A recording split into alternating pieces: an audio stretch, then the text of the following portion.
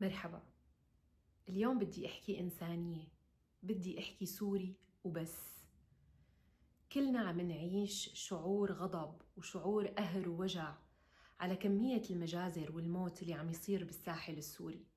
شباب الأمن تعرض لمجازر، لقتل، لموت.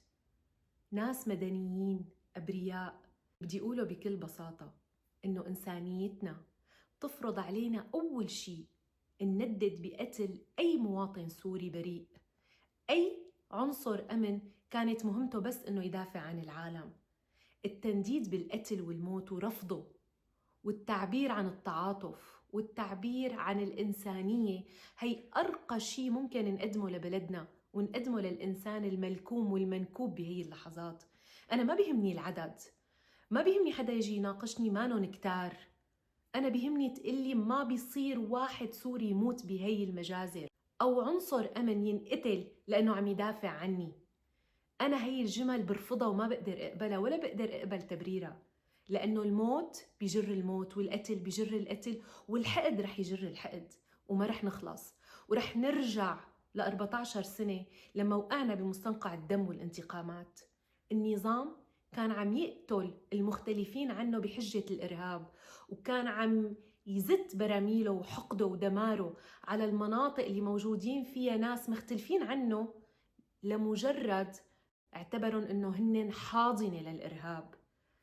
كتير بدنا نكون واعيين بهي اللحظات كيف نتعامل مع المجازر، نتعامل مع الموت، نتعامل مع إنسانيتنا، ونكون فعلا ناس بيرفضوا الموت لأي سوري بدون وجه حق. الحل هو العدالة والقانون، هو محاسبة هدول المجرمين. لما بتتعلق مشنقة واحد قتل مواطن سوري بريء أو قتل عنصر أمن، صدقوني رح يتربوا الكل. كل الناس رح تصير تحس إنه في قانون عم ياخد لها حقها. كل الناس رح تصير تحس إنه أنا ما رح انتقم، أنا رح ألجأ للقانون لياخد لي حقي، لأنه إذا بنتقم فأنا مجرم ورح أتحاسب مثل المجرم اللي أنا بدي أخذ حقي منه. كل الناس رح تحس إنه العدل موجود وحقها رح يرجع لها. القانون والمحاسبة والمحاكمة هو الرادع الوحيد وهو اللي بيشفي غل الناس اللي انسألة واللي انظلمت بأيام المقبوض أو البائد، اللي أجرم بحق هالشعب واللي لهلأ نحن عم ندفع تمن سياسته الحقيرة، تمن طائفيته، تمن عنجهيته، تمن ظلمه للشعب. الناس مقهورة موجوعة ما أخذت حقها. من 14 سنة في ناس انظلمت، شافت ولادها عم تموت، شافت أهلها عم تندفن، شافت الصواريخ والقذايف عم تنزل عليها مثل زخ رصاص. هدول الناس في جواتهم قهر، بدهم ياخدوا حقهم، وهذا الشيء ما بيصير غير بالقانون وبالعدالة الانتقالية والمحاسبة. هذا الحل الوحيد وبس. أي تبريرات تانية بنكون نحن عم نأذي إنسانيتنا وعم نساهم إنه نرجع لمستنقع وبحر الدم من أول وجديد. نحن بدنا نوقف الدم، بدنا نعزي بكل إنسان بريء مات بدون سبب، بدنا نعزي بكل عنصر أمن كان عم يدافع عن هدول الناس. بدنا نكون إنسانيين وبدنا نطلب إنه ما تتكرر هي المجازر، بدنا نرفضها، ما بدنا نبررها، ما بدنا نلاقي أعذار. بدنا نرفض هذا الشيء نهائياً من أي طرف كان ولأي إنسان سوري كان. الطائفية هي اللي عم تنخرنا، الظلم هو اللي عم يخنقنا ويقتلنا، وعلاج الظلم هو القانون والعدل والمحاسبة. غير هيك ما رح تتعمر هي البلاد ولا رح نقدر نرجع نوقف على إجرينا. أنا اللي كتير قاهرني وزاعجني لما بسمع ناس مثقفة ومتعلمة وكانت مع الثورة من أول يوم ورفضت الظلم ضد أي إنسان بريء، هلأ ممكن تلاقي تبريرات. ما في تبرير للموت ولا للقتل ولا للانتقام، في بس مطالبة بالمحاسبة والقانون. التعاطف والإنسانية ما لها دين، والإنسانية ما بتتجزأ. كتير ضروري ننبذ هدول الفصائل أو هدول الناس اللي عم يأذوا المدنيين وينكلوا فيهم أو يقتلوهم. هدول ناس ما بيشبهونا، هدول عم يحكوا باسم دين ما بيشبه نحن الناس السوريين من كل الأطياف اللي عشنا مع بعض ومنعرف بعض ومنعرف نخوة الدين الإسلامي ومسامحته ومحبته. هدول ناس غريبين عم يتشفوا وينتقموا، عم ينتقموا لحالهم مو لأي حدا تاني. هدول عم يأذونا وعم يأذوا سوريتنا. بدنا نرفضهم وبدنا نحاسبهم وما بدنا إياهم بيناتنا. بدنا بس ابن بلدنا السوري هو اللي يدافع وهو اللي يكون معنا وياخذ لنا حقنا.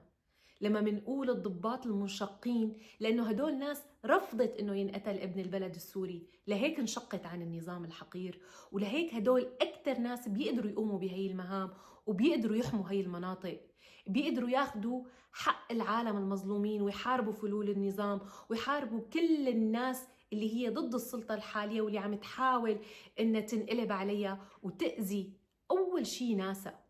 أكيد فلول النظام اللي بدنا نسميهم فلول، أو الناس المرتزقة اللي لسه عندها أمل إنه تقضي على هي السلطة وترجع النظام القديم، هدول أكتر ناس مبسوطين بهالشي اللي عم يصير هن وجماعتهم، لأنه عم يثبتوا إنه هن كانوا على صح، وإنه هن شفتوا لما راح النظام ليكوا هي إجوا هدول عم يقتلوكم ويذبحوكم، وهذا الشيء اللي نحن ما بدنا إياه.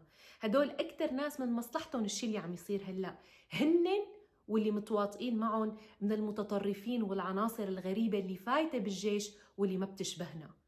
هدول الاثنين لازم نتخلص منهم، مو بس نتخلص من فلول النظام، نتخلص من المرتزقة اللي جاية تنتقم واللي جاية تقتل على الطائفة وعلى الهوية بس لحتى تثبت إنه هي بدها تنشر فكرة الصح ودين الصح واللي هو أبداً ما بيشبهنا. بدنا نكون واعيين، بدنا نحكي بإنسانية، بدنا نرفض الموت، بدنا نرفض بحر الدم اللي ما رح يوقعنا غير ببحر دم أبشع وأسوأ، ورح نرجع نوقع بمستنقع الموت والانتقام.